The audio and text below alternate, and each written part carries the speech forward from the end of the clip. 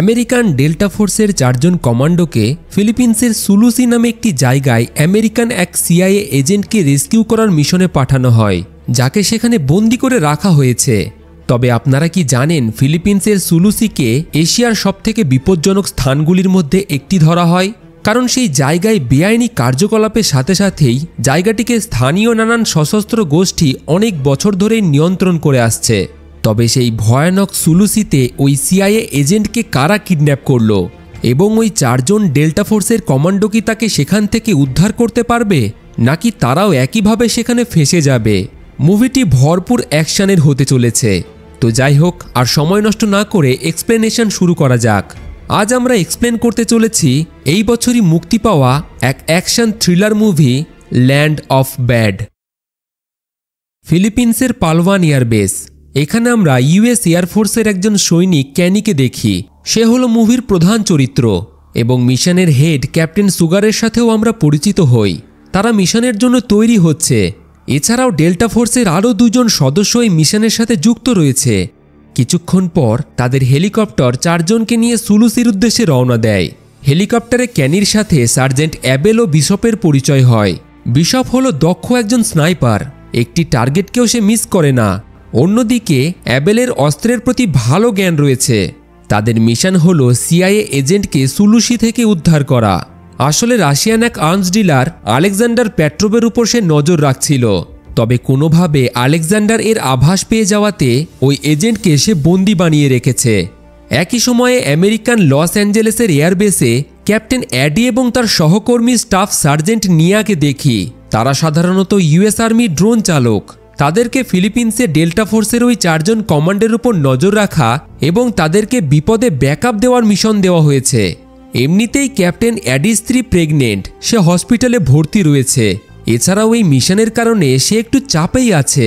তার উপরে আবার বেশ কিছু সৈনিক বাস্কেটবল ম্যাচ দেখার কারণে বসার ঘরে খুবই চিৎকার চেঁচামেচি করছে। তবে ক্যাপ্টেন অ্যাডি তাদেরকে পরিষ্কার জানিয়ে দেয় এই জায়গাটি হলো কাজের জায়গা, তাদের কাজ হলো সৈনিকদের সাহায্য করা। আজ তাদের 4 জন ডেল্টা ফোর্সের কমান্ডো ফিলিপিন্সে এক গুরুত্বপূর্ণ মিশনে রয়েছে, তাই তাদের সবসময়ই সজাগ থাকতে হবে। এই বলে তিনি চলে যান। অন্যদিকে হেলিকপ্টারটি ফিলিপিন্সের সুলুসিতে পৌঁছে যায়। সৈনিকরা প্যারাসুট নিয়ে সমুদ্রের ধারে ল্যান্ড করে। তাদের গন্তব্যস্থল এখান থেকে 8 কিলোমিটার দূরে। তারা পায়ে হেঁটেই গভীর জঙ্গলের মধ্যে দিয়ে এগিয়ে যায়। উপর থেকে ঈগলের মতো ড্রোনের মাধ্যমে ক্যাপ্টেন অ্যাডি ও নিয়া তাদের উপর নজর রাখছিল। ড্রোনটিতে তাদের সাহায্যের জন্য বেশ কিছু মিসাইলও ছিল। জঙ্গলের ভিতর দিয়ে হাঁটতে হাঁটতে রাত শেষে সকাল হয়ে যায়। ক্যাপ্টেন সুগার সকলকে সতর্ক থাকতে বলে, কারণ জঙ্গলের কোথায় তাদের জন্য বিপদ লুকিয়ে আছে সেটা তারা কেউই জানে না। জঙ্গল যতটা সুন্দর ঠিক ততটাই ভয়ানক। আর এই সুলুসি তাদের কাছে আরও ভয়ানক, কারণ এখানে আবু সাহেব নামের এক সশস্ত্র গোষ্ঠী রাজত্ব করে, যাদের লিডার হলো সাইদ হাসমি। তবে কমান্ডোদের লক্ষ্য হলো সম্পূর্ণ গোপনে কোনো রকমের স্থানীয় সশস্ত্র বাহিনীর সাথে যুদ্ধে না জড়িয়ে শুধুমাত্র ওই রাশিয়ান আর্মস ডিলারের হাত থেকে সিআইএ এজেন্টকে রক্ষা করা, যে বর্তমানে অস্ত্রের ডিল করার জন্যই এই সুলুসিতে কোথাও আছে।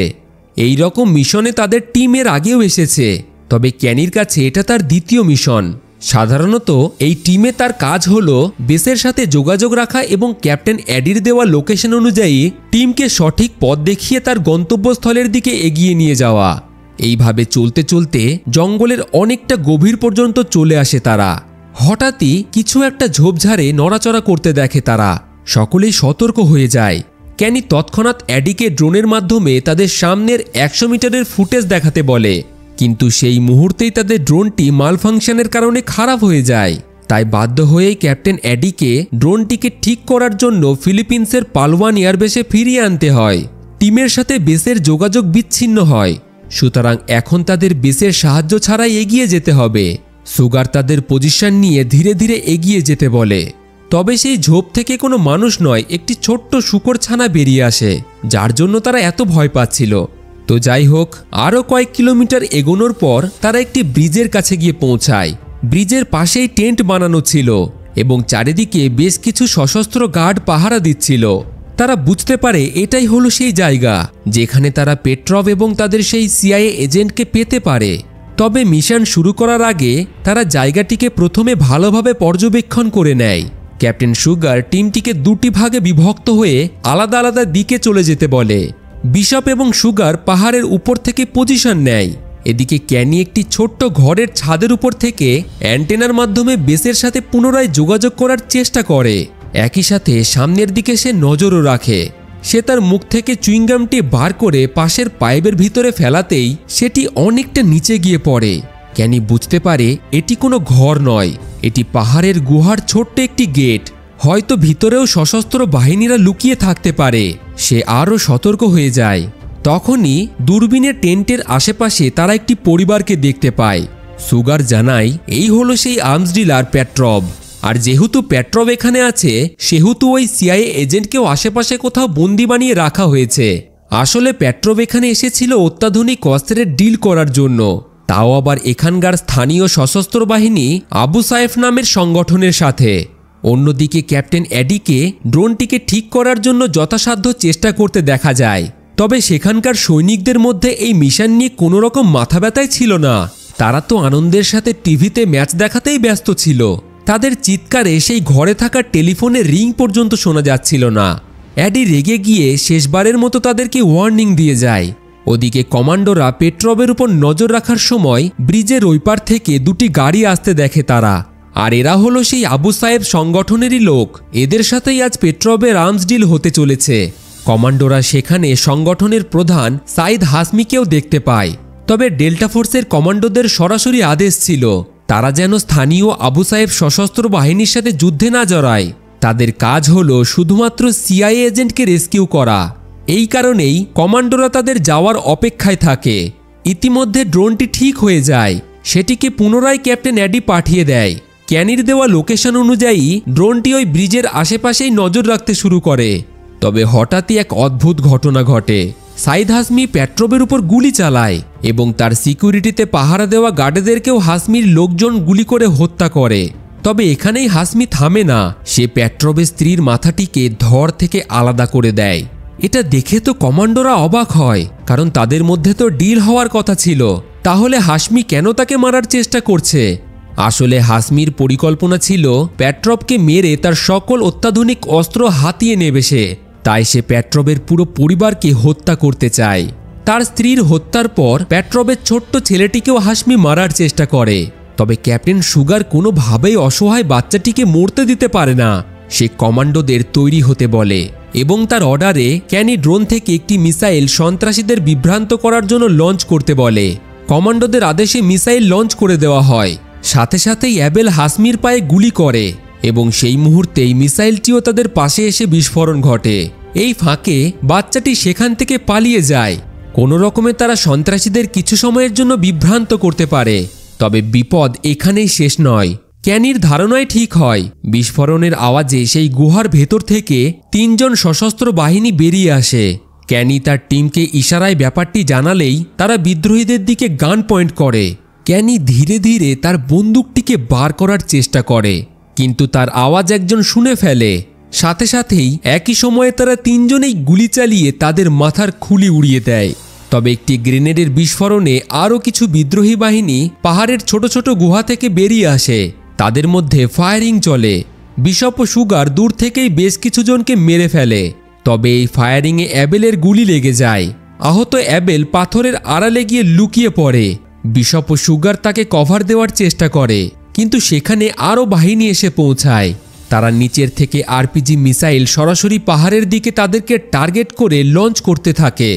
আরপিজি মিসাইলের কারণে তারা দিশেহারা হয়ে যায়। ক্যানি অ্যাবেলকে সাহায্য করার জন্য এগিয়ে যায়, তবে তখন অনেকটাই দেরি হয়ে গেছে। আহত অ্যাবেলের অত্যাধিক রক্তক্ষরণের কারণে ধীরে ধীরে সে মারা যায়। পরিস্থিতি হাতের বাইরে যেতে দেখে সুগার দ্রুত ক্যানিকে সেখান থেকে সরে যেতে বলে। সে সেখান থেকে এক সুরক্ষিত স্থানে গিয়ে ব্যাকআপ হিসেবে ক্যাপ্টেন অ্যাডিকে আরেকটি মিসাইল লঞ্চ করতে বলে। ক্যাপ্টেন অ্যাডি আরপিজির লোকেশন লক করে আরেকটি মিসাইল লঞ্চ করে দেয়। তবে মিসাইলটি হিট করার আগেই ক্যানি দেখে বিদ্রোহী বাহিনীর চালানো আরেকটি আরপিজি সরাসরি সুগার ও বিশপের কাছে গিয়ে ব্লাস্ট হয়। ক্যানি নিজের প্রাণ বাঁচিয়ে পালাতে শুরু করে। তার দিকেও আরপিজি এবং মেশিনগানের আক্রমণ চালায় বিদ্রোহীরা। কোনো রকমে সে তার প্রাণ বাঁচিয়ে পাহাড়ের গা বেয়ে নিচে নেমে পাশের জঙ্গলের মধ্যে পালিয়ে যায়। ক্যাপ্টেন অ্যাডি ড্রোনের মাধ্যমে তার উপর নজর রাখে। ক্যানি অ্যাডিকে জানায় তার টিমের সকল সদস্যরাই মারা গেছে। এই খবর শুনে ক্যাপ্টেন অ্যাডির খুবই খারাপ লাগে, তবে দূর থেকে সাহায্য করা ছাড়া তার কাছে আর কোনো উপায়ই ছিল না। ক্যানি অ্যাডিকে যেভাবেই হোক তাকে এখান থেকে বেরোতে সাহায্য করতে বলে। ড্রোনের সাহায্যে তার সামনে 500 মিটার স্ক্যান করার পর রাস্তা পুরোপুরি ক্লিয়ার জানায় তাকে। তবে ক্যানির মধ্যে সামনে এগিয়ে যাওয়ার সেই মনোবল বা সাহস ছিল না। তার কাছে এটি তার দ্বিতীয় মিশন ছিল। তার উপরে এই ভয়াবহ যুদ্ধের দৃশ্য তার মধ্যে ভয় সৃষ্টি করেছিল। ক্যাপ্টেন অ্যাডি বুঝতে পারে সে খুবই ভয়ে রয়েছে, তাই এখন তাকেই তার পাশে থাকতে হবে। অ্যাডি তার মধ্যে সাহস যোগায়। কিছুক্ষণ স্থিরভাবে বসে থাকার পর কোনো মতে সে নিজেকে সামলিয়ে অ্যাডির দেওয়া লোকেশন অনুযায়ী জঙ্গলের ভিতর দিয়ে আবারও তাদের ল্যান্ডিং লোকেশনের দিকে এগিয়ে যায়। হঠাৎই একটি নদীর পাশে পৌঁছানো মাত্রই অ্যাডি স্ক্যান করে দেখে তার দুই দিক থেকে কিছু বিদ্রোহী বাহিনীর লোক তাদের দিকে এগিয়ে আসছে। দ্রুত সে একটি আড়ালে গিয়ে লুকিয়ে পড়ে এবং কোনো রকম শব্দ না করেই সেখানে বসে থাকে। ড্রোনে তখন একটি মিসাইল বাকি ছিল, তবে ক্যানি সেটিকে বাঁচিয়ে রাখতে বলে। হয়তো পরে কোনো গুরুতর বিপদের সময় তার কাজে লাগতে পারে সেটা। সশস্ত্র বাহিনীদের মধ্যে কারোর নজর তার উপর পড়ে না, তবে তাদের একটি পোষা কুকুর ঠিকই তার গন্ধ পেয়ে তার কাছে এসে শব্দ করতে শুরু করে। ক্যানি তাকে তাড়ানোর চেষ্টা করলেও সে যায় না। একজন বিদ্রোহী কুকুরের ঘেউ ঘেউ আওয়াজ শুনে তার দিকে এগিয়ে আসে। অ্যাডি তাকে সতর্ক থাকতে বলে, তবে সৌভাগ্যবশত কুকুরটি তার মালিককে দেখেই আর কোনো রকম আওয়াজ না করেই সেখান থেকে চলে যায়। ক্যানি এক দীর্ঘ নিঃশ্বাস ফেলে। একেবারে অল্পের জন্য সে বেঁচে যায়। ক্যাপ্টেন অ্যাডি আবারও তার দিক নির্দেশ করা শুরু করে। সেখান থেকে তাকে এখনও প্রায় 3 কিলোমিটার জঙ্গল অতিক্রম করে তাদের ল্যান্ডিং সাইটে পৌঁছাতে হবে, যেখান থেকে রেস্কিউ হেলিকপ্টার তাকে নিয়ে যাবে। তবে এই গভীর জঙ্গলে ছোটোখাটো আওয়াজেই তার মধ্যে আতঙ্কের সৃষ্টি করে, কারণ জঙ্গলের কোথায় যে সশস্ত্র বাহিনীরা গা ঢাকা দিয়ে লুকিয়ে রয়েছে সেটা তো সে জানে না। ক্যাপ্টেন অ্যাডি নানান কথার মাধ্যমে তার মধ্যে সাহস যোগায়। ঘন্টার পর ঘন্টা হাঁটা পথ অতিক্রম করে অবশেষে ল্যান্ডিং পয়েন্টে পৌঁছে যায় সে। ক্যাপ্টেন অ্যাডি তাকে জানায় আর কিছুক্ষণের মধ্যেই একটি ব্ল্যাকবার্ড হেলিকপ্টার তার কাছে এসে পৌঁছাবে। সে যেন তৈরি থাকে। ক্যানি ল্যান্ডিং পয়েন্টের আশপাশটা নাইট ভিশন দূরবীন দিয়ে ভালোভাবে দেখে নেয় এবং চারিদিকটা ক্লিয়ার দেখে অ্যাডিকে জানিয়ে দেয়। কিছুক্ষণের মধ্যেই হেলিকপ্টার সেখানে এসে পৌঁছায়। তবে তাকে রেস্কিউ করার আগেই ভূতের মতো কোথার থেকে জঙ্গলের নানান দিক থেকে সশস্ত্র বাহিনীরা হেলিকপ্টারটিকে ক্র্যাশ করানোর চেষ্টা করতে শুরু করে। হেভি মেশিন গান এছাড়াও মিসাইল দিয়ে হেলিকপ্টারটিকে তারা টার্গেট করার চেষ্টা করে। অন্ধকারের কারণে শত্রুপক্ষকে খুব একটা দেখা না গেলেও হেলিকপ্টার থেকে এক সৈনিক চারিদিকে ফায়ারিং চালায়, কিন্তু একসময় বাধ্য হয়েই হেলিকপ্টারটি ক্যানিকে সেখানে রেখে পুনরায় তাদের বেসে ফিরে যায়। হেলিকপ্টারটি যাওয়া মাত্রই সশস্ত্র বাহিনীরা এবার ক্যানির দিকে ফায়ারিং করতে শুরু করে। এই গুরুতর বিপদের মধ্যে ক্যানি ড্রোনের সেই শেষ মিসাইলটিকেও শত্রুপক্ষের দিকে লঞ্চ করতে বলে, যেটা সরাসরি টার্গেটকে গিয়ে হিট করে। তবে এখানেই শেষ নয়, আরও বিদ্রোহী বাহিনীরা সেই স্থানের দিকে এগিয়ে আসতে দেখা যায়। ক্যাপ্টেন অ্যাডি দ্রুত ফিলিপিন্সের পালওয়ান এয়ারবেস থেকে একটি হর্নেট 1 ফাইটার জেট তার সাহায্যের জন্য তৎক্ষণাৎ পাঠিয়ে দেয়। ক্যানি ফাইটার জেটের পাইলটকে তার লোকেশন দিয়ে দেয়। সে একটি পাথরের পিছনে লুকিয়েছিল। তখনও তার ওপর ফায়ারিং চলছিল, তবে পাইলট তাকে সেখান থেকে পালাতে বলে, কারণ অন্ধকারের কারণে আসলে সে কোথায় আছে সেটা সেই পাইলট দেখতে পারছিল না। তবে ক্যানি এই রিস্ক নিতে রাজি ছিল। সে সেই জায়গাটিকে পুরোপুরি উড়িয়ে দেওয়ার অর্ডার দেয়। তার অর্ডারে ফাইটার জেট থেকে একের পর এক মিসাইল এবং মেশিন গানের ফায়ারিং চালানো হয়। নিমেষের মধ্যেই জায়গাটি ধূলিসাৎ হয়ে যায়। ক্যানি ক্যাপ্টেন অ্যাডিকে পুনরায় জায়গাটিকে স্ক্যান করতে বলে। স্ক্যান করার পর তিনি চারিদিকটা পুরোপুরি ক্লিয়ার জানায়, কিন্তু এই লোকেশন হয়তো এখন সশস্ত্র বাহিনীর কাছে আছে, তাই তারা আবারও আক্রমণ চালাতে পারে। ক্যাপ্টেন তাকে এখান থেকে 2 কিলোমিটার দূরে অন্য একটি ল্যান্ডিং লোকেশন দিয়ে দেয়। সে আবারও হাঁটতে শুরু করে। রাত শেষে সকাল হয়ে যায়। সারা রাত চলতে চলতে ক্যানি অনেকটাই ক্লান্ত হয়ে পড়েছে, তবে এখনও তাকে 1.5 ঘন্টা পথ অতিক্রম করতে হবে। কিন্তু হঠাৎই হাঁটতে হাঁটতে একসময় অন্যমনস্ক হয়ে সে একটি ঢালান দিয়ে নিচে নদীতে পড়ে যায়। তার বন্দুক তার থেকে দূরে পড়ে যায়। সেই মুহূর্তেই স্টাফ সার্জেন্ট নিয়া স্ক্রিনে 3 জন সশস্ত্র বাহিনীকে তার দিকেই এগিয়ে আসতে দেখে। ক্যানিকে তারা তৈরি থাকতে বলে। সে তার পিস্টলটি বার করে উপরের দিকে তাক করে থাকে এবং যখনই তারা কাছে আসে সে গুলি চালাতে শুরু করে। তবে এক সময়ে তার গুলিও শেষ হয়ে যায়। তাই প্রাণ বাঁচিয়ে সে এবার তাদের থেকে পালাতে থাকে। পালাতে পালাতে নদীর একেবারে শেষে ঝর্ণার মুখে এসে দাঁড়ায় সে। বিদ্রোহী বাহিনীরা গুলি করতে করতে তার দিকেই ছুটে আসছিল, তাই বাধ্য হয়েই ওই নদীতে তাকে ঝাঁপ দিতে হয়। কিছুক্ষণ খোঁজাখুঁজির পর তাকে না দেখতে পেয়ে তারা চলে যায়। ক্যানি নদীর এক পারে উঠে আসে, তবে সেখানে 2 জন সশস্ত্র বাহিনী তাকে বন্দি বানিয়ে নিয়ে যায়। সাথে সাথে বেসের সাথেও তার যোগাযোগ বিচ্ছিন্ন হয়ে যায়। অ্যাডি তার আশেপাশের অনেকটা এরিয়া স্ক্যান করে দেখে ফেলে, তবে কোথাও তারা তার লোকেশন খুঁজে পায় না। ওদিকে বিদ্রোহী বাহিনীরা তাকে একটি ঘরে বন্দি বানিয়ে রেখেছে। তাকে খুবই খারাপভাবে মারধরও করেছে তারা। সেই সময় একজন ব্যক্তিকে বাইরে তাদের দিকেই আসতে দেখা যায়। হঠাৎই সে তাদের উপর আক্রমণ করে ওই 2 জনকেই মেরে ফেলে এবং ক্যানিকে সেখান থেকে মুক্ত করে দেয়। আসলে সে ছিল ক্যাপ্টেন সুগার। সেই আরপিজি বিস্ফোরণে তারা মারা যায়নি। সে এবং বিশপ এখনও জীবিত আছে, তবে বিশপ খুবই গুরুতর আহত এবং তাকে আবু সাইফের বিদ্রোহী বাহিনীরাই পাহাড়ের সেই গুহার মধ্যে আটকে রেখেছে। তাই এখন ক্যাপ্টেন সুগার তাকে বাঁচাতে চায়। চটজলদি তারা সেই ছোট্ট জায়গাটি থেকে সশস্ত্র বাহিনীদের যা অস্ত্র পায় সেগুলিকে নিজের সাথে নিয়ে নেয় এবং আবারও সেই ব্রিজের দিকে এগোতে শুরু করে, কারণ তারা তাদের সেই আহত সাথী বিশপকে এইভাবে মৃত্যুর মুখে একা ফেলে চলে যেতে পারে না। কিছুটা দূর যাওয়ার পর ক্যানি বেসের সাথে যোগাযোগ করার চেষ্টা করে, কারণ বিশপকে বাঁচাতে হলে তাদের বেসের সাহায্য প্রয়োজন। তার সেই অ্যান্টেনা তো অনেক আগেই নষ্ট হয়ে গেছে, তাই একটি বোতল কেটে সেটিকে অ্যান্টেনা হিসেবে ব্যবহার করে বেসের সাথে অবশেষে যোগাযোগ করে সে। পুনরায় ক্যানির আওয়াজ শুনে ক্যাপ্টেন অ্যাডি ও নিয়া অনেকটাই শান্তি পায়, কারণ তারা মনে করেছিল হয়তো সশস্ত্র বাহিনীরা তাকে হত্যা করেছে। কিন্তু যাই হোক, তারা এখনো বেঁচে আছে। তবে তারা যে পুনরায় বিশপকে উদ্ধার করার জন্য সেই লোকেশনে ফিরে যাচ্ছে সেটা অ্যাডিকে সে জানায়। তবে অ্যাডি জানতো সেখানে যাওয়া মানে মৃত্যুকে আহ্বান জানানো। কিন্তু কিভাবে তারা বিশপকে এখানে ফেলে যেতে পারে? সে তো তাদেরই টিমের একজন অংশ। তাই ক্যানি এয়ারফোর্সকে তাদের সাহায্যের জন্য তৈরি থাকার আদেশ দেয়। কিছুক্ষণ চলার পর তারা আবারও সেই জায়গায় পৌঁছে যায়। বর্তমানে জায়গাটিকে আবু সাহেবের সশস্ত্র গোষ্ঠীরা নিয়ন্ত্রণে রেখেছে, তাই খুব সাবধানে বিশপকে এখান থেকে উদ্ধার করতে হবে। ক্যানি একটি ম্যাপ বার করে ম্যাপ অনুযায়ী পরিকল্পনা করে। এয়ারফোর্সের সাহায্যে ঠিক 11টার পর থেকে 15 মিনিট পর পর একটি করে বম ওই স্থানে বিস্ফোরণ ঘটানো হবে। প্রথম 2টি বমের বিস্ফোরণে তাদের মনোযোগ অন্যদিকে হওয়া মাত্রই তারা বিশপকে উদ্ধার করে নেবে এবং লাস্টের বমটি সবথেকে বড়সড় আক্রমণ হবে। সেই আক্রমণে পুরো জায়গাটিকেই নিমেষে ধ্বংস করে দেওয়া হবে। এই পরিকল্পনা সে অ্যাডিকে বুঝিয়ে দেয়। এরপর তারা পজিশন নিয়ে ধীরে ধীরে এগিয়ে যায়। দূরবীন দিয়ে আগে থেকেই ক্যানি শত্রুপক্ষদের লোকেশন দেখে নেয়। তবে সুগার ক্যানির চোখে মুখে ভয় লক্ষ্য করে, কারণ এটি তার কাছে দ্বিতীয় মিশন হলেও এই মিশনে সে যে এতটা জটিল পরিস্থিতির মধ্যে পড়ে যাবে সেটা সে স্বপ্নেও ভাবতে পারেনি। সুগার তাকে কথা দেয় সে যেভাবেই হোক সবসময় তার সুরক্ষা করবে। এই বলে তার কাছে থাকা শেষ ম্যাগাজিনটিও তাকে দিয়ে দেয়। ইতিমধ্যে লস অ্যাঞ্জেলসে এয়ারবেসে ক্যাপ্টেন অ্যাডি ও নিয়ার ডিউটির টাইম প্রায় শেষের দিকে। কর্নেল তাদেরকে চেয়ার ছেড়ে উঠে পড়তে বলে, তবে অ্যাডি কোনো রকমেই কর্নেলের অর্ডার শুনতে রাজি ছিল না। সে এই মিশন শেষ করেই সেখান থেকে যেতে চাইছিল, কারণ মিশনের প্রথম থেকেই সে লক্ষ্য করেছে এখানকার সৈনিকদের মধ্যে মিশন নিয়ে কোনো মাথা ব্যথাই নেই। তাদের এই মিশনকে খুব একটা গুরুত্ব না দেওয়াটা যুদ্ধক্ষেত্রে থাকা সৈনিকদের জীবন ঝুঁকির মধ্যে ফেলতে পারে।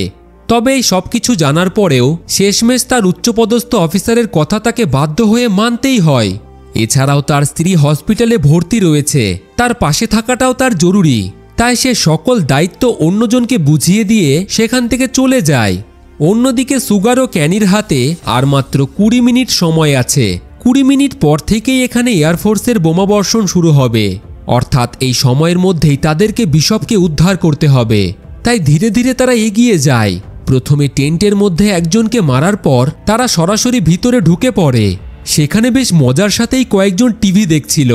আচমকা সুগার তাদের উপর আক্রমণ করে দেয় এবং হ্যান্ড টু হ্যান্ড ফাইটে তাদেরকেও হত্যা করে সে। তারা ভেবেছিল কোনো রকম গুলি না চালিয়েই, আওয়াজ না করেই বিশপকে তারা উদ্ধার করবে। তবে শেষমেশ তাদেরকে গুলি চালাতেই হয়, যার ফলে বেশ কিছু বাহিনী সেখানে তাদের উপর আক্রমণ চালায়। পাল্টা ফায়ারিংয়ে আবারও তারা বেশ কিছু জনকে মেরে ফেলে। তবে একের পর এক তারা আসতেই থাকে, যার ফলে সুগারেরও গুলি লাগে এবং ক্যানির দিকে একজন বন্দুক তাক করে। কিন্তু তাকে মারার আগেই সুগার ওই বিদ্রোহীর মাথায় গুলি করে তাকেও হত্যা করে দেয়। সেই মুহূর্তেই একটি গ্রেনেডের বিস্ফোরণে তারা দুইজনেই গুরুতর আহত হয়ে যায়। জ্ঞান ফেরার পর তারা নিজেদেরকে এক বেসমেন্টের খাঁচার মধ্যে বন্দি দেখে।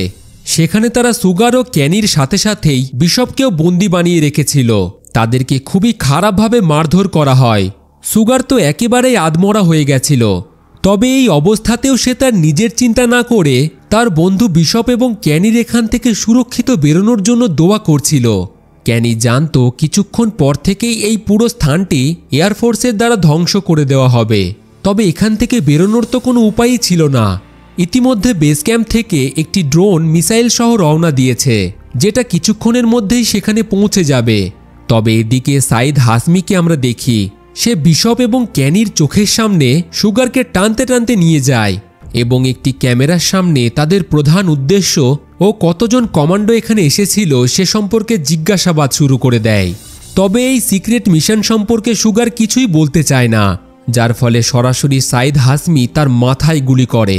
এই দৃশ্য দেখে ক্যানি প্রচণ্ড কষ্ট পায়, সে একেবারেই ভেঙে পড়ে। এরপর বিদ্রোহীরা তাকে জিজ্ঞাসাবাদের জন্য আলাদা একটি টর্চার রুমে নিয়ে যায়। সাইদ হাসমি প্রথমে তাকে নানানভাবে মেন্টালি টর্চার করে, তার বাকি সদস্যদের লোকেশন জানতে চায়। তবে এখন তো তাদের টিমের মধ্যে শুধুমাত্র সে আর বিশপই বেঁচে আছে, কিন্তু তার কথায় সাইদ বিশ্বাসই করে না। আরও তাকে বাথটবের জলের মধ্যে ডুবিয়ে টর্চার করতে শুরু করে। সেই মুহূর্তেই ড্রোনটি উপর থেকে বম নিচে ফেলে দেয়, যার ফলে এক জোরালো বিস্ফোরণের সাথে সকলেই দূরে ছিটকে গিয়ে পড়ে। তবে বাথটবের মধ্যে থাকার কারণে সৌভাগ্যবশত ক্যানি বেঁচে যায়, কিন্তু এখনও দুটি বম বিস্ফোরণ হওয়া বাকি ছিল। তাই কোনো রকমে সে নিজেকে সামলিয়ে বিশপকে আনতে চলে যায়। তখনই সে একটি ঘরে সেই সিআইএ এজেন্টকে খাঁচার মধ্যে বন্দি দেখে। ক্যানি তাকে সেখান থেকে নিয়ে যায় এবং বিশপকেও সুরক্ষিত বাঁচিয়ে নেয়। সেখান থেকে বাইরে বার হওয়ার সময় সে সাইদকে আহত পড়ে থাকতে দেখে। ক্যানি আর তাকে কোনো সুযোগই দেয় না। সাইদের তার উপর আক্রমণ করার আগেই একটি বড়সড় চাকু সাইদের পেটে ঢুকিয়ে দেয়। এরপর সে আর দেরি না করে সাইদের ফোনটি নিয়ে বেসের সাথে যোগাযোগ করার চেষ্টা করে। আর মাত্র 6 মিনিটের মধ্যে এখানে সবথেকে বড়সড় বিস্ফোরণ হতে চলেছে, যার সাথে পুরো জায়গাটি ধুলোর সাথে মিশে যাবে। একটি প্লেন এয়ারবেস থেকে হেভি বম নিয়ে সেই উদ্দেশ্যে রওনা দেয়। এদিকে ক্যানি সাইদের মোবাইল থেকে বেস ক্যাম্পের বসার ঘরের সেই টেলিফোনে বারবার ফোন করতে থাকে। তবে তারা তো সবাই খেলা দেখাতেই ব্যস্ত ছিল, কেউই আর ফোনটি তোলে না। অনেক চেষ্টার পর সে ক্যাপ্টেন অ্যাডির সাথে যোগাযোগ করতে পারে। অ্যাডি তখন একটি শপিং মলে কিছু জিনিস কিনছিল। ক্যানি তাকে জানায় তারা এখনও জীবিত আছে, তবে কিছুক্ষণের মধ্যেই এখানে বম ফেলা হবে। এই খবর পেয়ে অ্যাডি দ্রুততার সাথে তার গাড়ি বেস ক্যাম্পের দিকে ছোটাতে শুরু করে। গাড়ি থেকে বারবার সে বসার ঘরের ফোনে কলও করে, তবে সেই গর্দভ সৈনিকরা সেই ফোন তোলেই না। ওদিকে এয়ারফোর্সের প্লেন সুলুসিতে সেই জায়গায় পৌঁছে গেছে। তারা বম ফেলার জন্য তৈরি হয়। অ্যাডি কোনো রকম ট্রাফিক সিগন্যাল না মেনে হন্তদন্ত হয়ে বেস ক্যাম্পে পৌঁছায় এবং একেবারে শেষ মুহূর্তে গিয়ে প্লেনটিকে সেখানে বম না ফেলার অর্ডার দেয়। তাদের সৈনিকরা এখনও জীবিত আছে। সাথে সাথেই প্লেনটি অর্ডার মতো সেখান থেকে ফিরে আসে। কম্পিউটার স্ক্রিনে জায়গাটি স্ক্যান করার পর তারা ক্যানি, বিশপ এবং ওই সিআইএ এজেন্টকে দেখতে পায়। অবশেষে ক্যানি এক দীর্ঘ নিঃশ্বাস ফেলে। একেবারে সামান্যের জন্য তাদের প্রাণ বেঁচে যায়। ক্যানি হাত নেড়ে ক্যাপ্টেন অ্যাডিকে তাদের প্রাণ বাঁচানোর জন্য ধন্যবাদ জানায়। তবে এখনও একটা কাজ বাকি ছিল। অ্যাডি রেগে গিয়ে সেই বসার রুমে যায়। তখনও সবাই বেশ মন দিয়েই খেলা দেখছিল। সে রেগে গিয়ে সকলকে জানায়, কিছুক্ষণ আগেই আমি ওই ফোনটিতে 5 বার ফোন করেছি, কিন্তু কেউই তোলেনি। তোমাদের মধ্যে কি এইটুকু দায়িত্ববোধ নেই? আমাদের কাজ হলো যুদ্ধক্ষেত্রে সৈনিকদের কমিউনিকেশনের মাধ্যমে সাহায্য করা। তাদের মৃত্যু এবং বেঁচে থাকাটা সম্পূর্ণ আমাদের হাতেই। তাই আমাদের কাছে সর্বপ্রথম তারাই গুরুত্বপূর্ণ যারা দেশের হয়ে দূরে কোথাও লড়াই করছে। এই বলে সে টিভিটিকে ভেঙে চুরমার করে দেয় এবং এর সাথেই এক সুন্দর এন্ডিংয়ের সাথে মুভিটি এখানেই শেষ হয়ে যায়। তো বন্ধুরা, মুভির কাহিনী আপনাদের কেমন লাগলো সে সম্পর্কে কমেন্টে অবশ্যই জানাবেন। আর ভিডিওটিকে একটি লাইক এবং বন্ধুদের সাথে শেয়ার করতে একদমই ভুলবেন না। আর আপনারা যদি এই রকমই মুভি এক্সপ্লেন পছন্দ করে থাকেন তাহলে আমাদের চ্যানেলের সাথে জুড়ে থাকুন আর দেখতে থাকুন ফিল্মি গপ্প, the channel of movie lovers.